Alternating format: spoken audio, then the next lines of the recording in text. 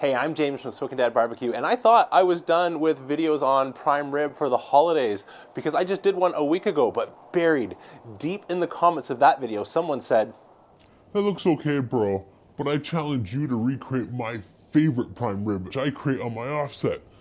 Go Bills! okay, so maybe it didn't play out exactly like that, but what they did say really struck me, which is they said the favorite way that they cook their prime rib is to go hot and fast in their offset and actually let the flames roll over out of the firebox into the cook chamber and sort of do a sear smoke prime rib. So the instructions that they gave me here to try this is to start with our bone side facing the fire, then we're gonna flip it a couple times and get a great sear and finish this off all using a live fire in the offset. And this brought me back to the first steak that I ever cooked on my solo stove directly over that live fire, and immediately it shot up into the top 5 steaks I've ever made. And so I do believe the idea of a really hot, clean burning fire is gonna turn out a winner. I tend to not like smoking our prime ribs. Prime ribs are really delicate meat and it's easy to overdo just like poultry. So I tend to go for more of a grilled style prime rib, but the idea here really stands out to me because essentially what we're going to do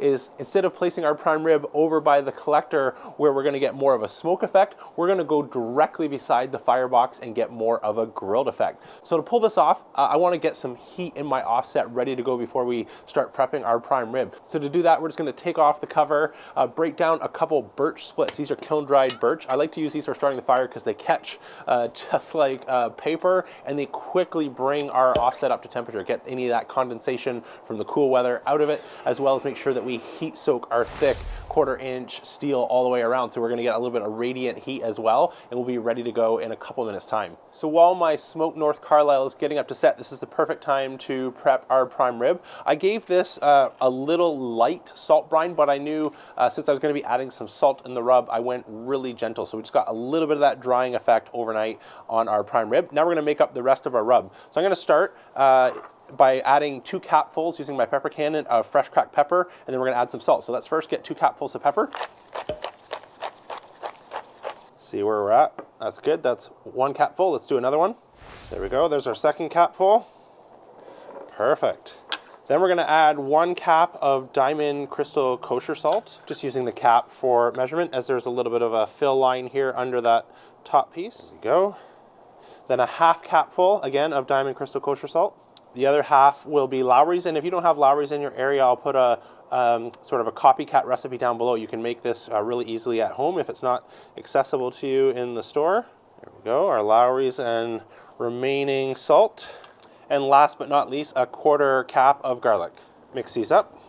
And just like that, we've got our salt, pepper, garlic rub ready to go. Let's get a bit of a binder on.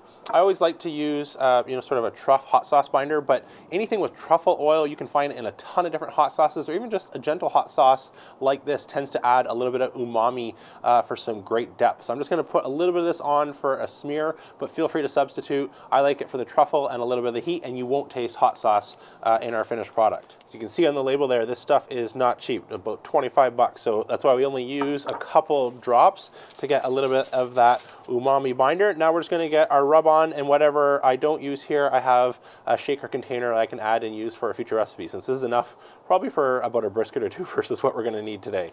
Guess you're supposed to do it like this. Salt Bay. Okay, that looks good. I'll just put whatever we didn't need, which is quite a bit, into my container here for next time. I'm set for a while now. I'm gonna go with hickory for today's prime rib, but something like mesquite burning hot and clean tastes great as well. So let's get this bag open and get over to our offset since it's starting to die down. I think we are ready to start adding a couple splits.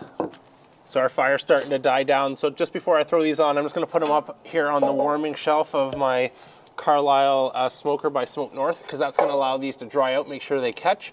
We'll get nice clean combustion. So we'll check that in a couple of minutes once those warm up. All right, it's been a couple minutes, so let's get our flames rocking. So I'm going to place this one on the back, place this one up on an angle so that we start to get our fire rolling up into our firebox. That's going to help giving us a bit of sear action on our prime rib. And you can see just a few minutes like that on the warming drawer, these large splits combust and are burning nice and clean immediately. It might be cold outside, but it is hot inside. So I think we are ready. We've got those flames rolling up into our cook chamber. Let's get nice and close. I'm going to take an IR temperature as well just to see how hot the surface is around there. And we're going to start bone side towards the fire. Let me come nice and close. We'll get this on. It's running right around 518 degrees or so, just on the metal right near the firebox. So let's get our prime rib. As I mentioned, we're going to start bone side down. So we start to get some of that heat, but also some of that sear and caramelization on the bottom. Let's let that cook.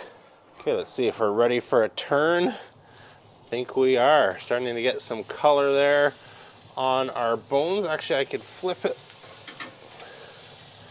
since the flames are coming up, and let's give bottom side a little bit of time to soak in some of those flames. Just so you can see what I'm talking about with the flames rolling over here. That's what we've got going on. I'm going to close that up so we don't lose too much heat. So we are getting close to pegging our thermometer here. I'm just going to remove that for its protection since we know it's good and hot. Okay, I've continued moving our prime rib around. It's been on for about 30 minutes now, and as you can tell, it's looking pretty awesome. I'm actually curious where we are at from internal temperature. So let me bring this a little bit closer so it's not so hot. Grab our temperature probe here and see where we're at. Ooh. So we are still a long ways off. Ooh. I can't keep my hands in there. We're about 50 degrees. So I'm gonna, now that we've got a great looking crust, just move our roast here a little bit towards our collector, where that's the second fastest moving air. So we got a lot of hot moving air coming out here, goes up over the top, and it's going to start to get pulled down right here to exit out our collector. So now we can start to focus on cooking this now that we've got a great looking crust. Okay, it's been about an hour or so. Let's get another temperature probe in here. See where we're at. Right in the thickest part, we are still 106. And a little bit down towards the thin part here, 117, 118. So I'm going to give this about another 5 minutes, pull it off right when we're about 120, and then let this rest for half an hour. While our prime rib is resting, this is a great time to make up our horseradish sauce. I'm just going to start with some 18% sour cream as well as some 14. Get a big dollop of each into here. I'm going to do 2 helpings of hot horseradish, a little bit of red wine vinegar, some fresh cracked black pepper, and a little bit of smoked sea salt. This is Malden's. We'll come back to those in a minute to confirm taste. Let's get our sage out. Roll just the leaves up into a little bit of bundle to make it a little bit easier for slicing. We're just going to slice these really thin, slide across so that we don't squeeze out all the oils. That's what we want to really add a holiday element to this prime rib horseradish sauce. Okay, let's add that in. Start giving this a mix. Okay, let's check this for zing. This sage will release oils and everything will meld together with that red wine vinegar, the salt, pepper over the next few minutes. But right now we want to check just the salt, pepper balance as well as the zing from the horseradish. See how we did? That's pretty good. A little bit more horseradish. Okay, let's give this another zing test. Ooh, it's on the money. Perfect. I'll put rough ratios down in the description so you don't have to guess everything, but you really just sort of make it to your family's heat taste, and this is perfect. Well, this certainly sure looks pretty. So far, I gotta be feeling pretty good. That commenter might be right, but let's get these off the bone and get a slice out of here down the middle. Gotta remove the twine. Don't forget that. Let's do a shot right down the middle here. See how we did. Ooh-hee.